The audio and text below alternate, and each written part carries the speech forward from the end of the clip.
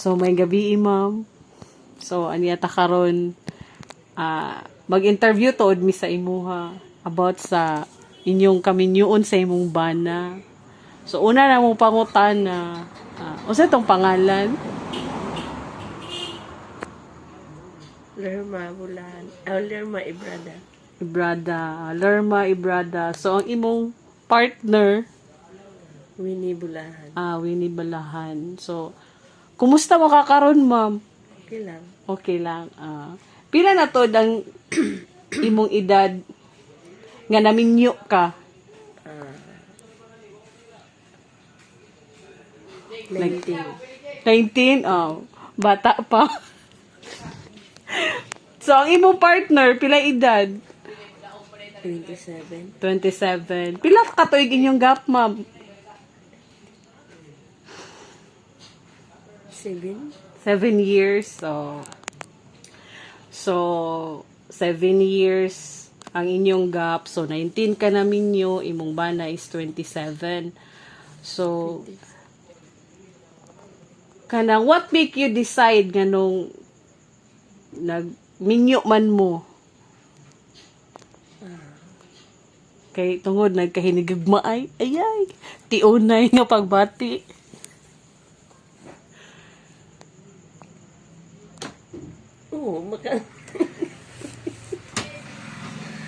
Oo, okay, imposible man itong dili magninyo. Walay ko. Gugma ay gidi ay. So nagminyo mo kay tiunay ang inyong pagbati sa matag usa.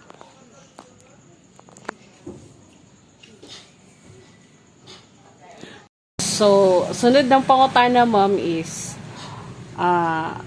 what was your dominant feeling when you said I do during the celebration of your marriage? Bale, unsay imong gibati katong pag-ingon nimo og I do during sa inyong kasal? Kulba. Kulba. Anong kulba man? Parehara nga. Kanang mahikot na ka sa isa ka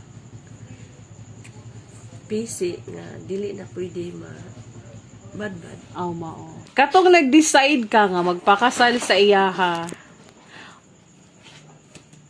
unsa may pangandoy ninyo sa inyong kaminyuon? Magmalambuon. Pagmalambuon. Unsa pa? Nay anak.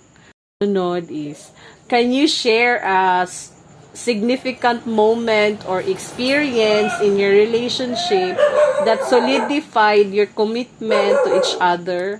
Or kanang i-share, pwede ba ka mo share sa kanang mga importante nga higayon o experience sa inyong relasyon nga matawag nimo nga nagpalig-on sa inyong pagtuo sa usag-usa? Unsa man na nga mga experience? Sa panahon nga nakay anak, kung saan nimo pa amuma, diha nimo mahibaw-an kung saan nimo pag-amuma sa imong anak, kung saan nimo pagdala sa imong bana nga magkasinabot mo, o kung saan nimo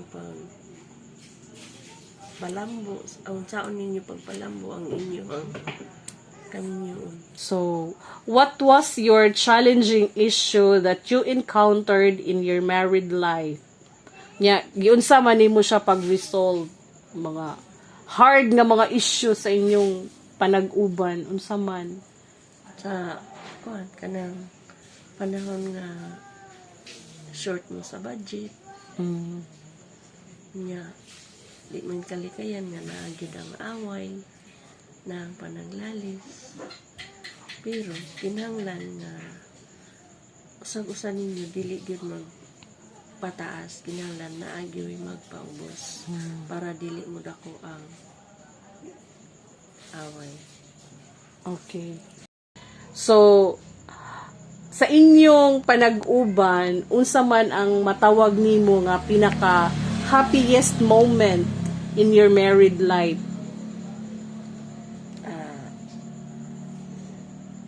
Sa diha na nga nakapahuman na og pa-eskwela sa mga anak, nya na sila stable na trabaho,